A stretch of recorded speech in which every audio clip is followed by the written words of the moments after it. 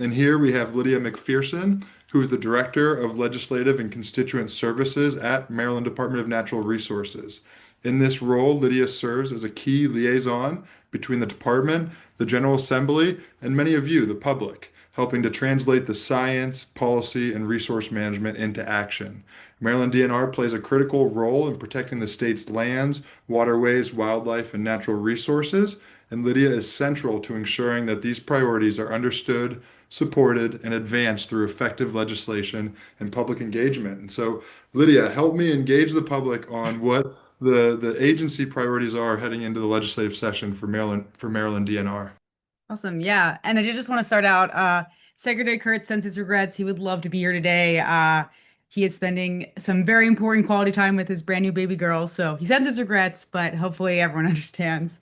Um, I wanted to go over two departmental bills that the department is putting forth this year. The first is a modification to the Tremendous program.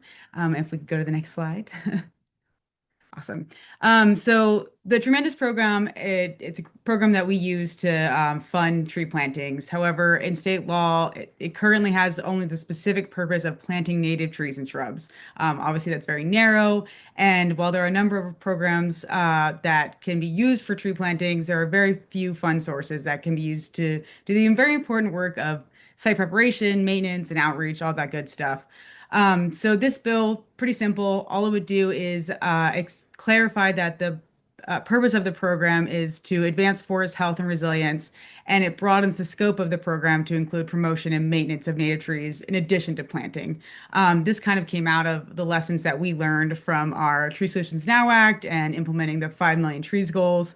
We learned that site preparation and maintenance can really help when it comes to retention and just, having overall healthier forests. So again, small change in the language, but hopefully this will have an outsized impact in allowing us to better utilize and deploy this traditionally underutilized fund.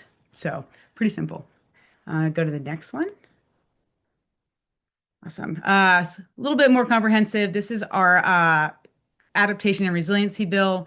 The department has made a really big push in recent years to figure out how we can play a role in better helping the state become more resilient and reaching our resiliency goals. The bill does this in both recognizing ways that we can do this here within our own agency on our own state lands, as well as figuring out ways that we can be better partners to our local governments and communities. Specifically, it looks at a few funding streams and ensures that they are accessible to all of our community members. Um, it removes some barriers to financial barriers to entry when it comes to accessing these funds. And it codifies a lot of existing programs here at the department, including resiliency through restoration, which I know that many of you on the call are probably aware of. Really successful pilot program. Believe it was set to sunset in 2023. We would like to take away that sunset because it has been so successful. Um, and then additionally, it takes a recommendation that came from the Adaptation and Resiliency Working Group when it comes to pathways for equitable community participation in state-funded adaptation initiatives. It clarifies the department's ability to engage with our community liaisons, and that will hopefully result in a much stronger, more informed project outcome. So, we at the department, we often implement a project and think about the ecological benefits, but there might be unintended consequences of a project or something that we aren't thinking of necessarily. So any time that we can better engage with our community and learn from them, it's going to result in a better project. So um, kind of went through that fast. If anyone has any questions, I would love to help answer them.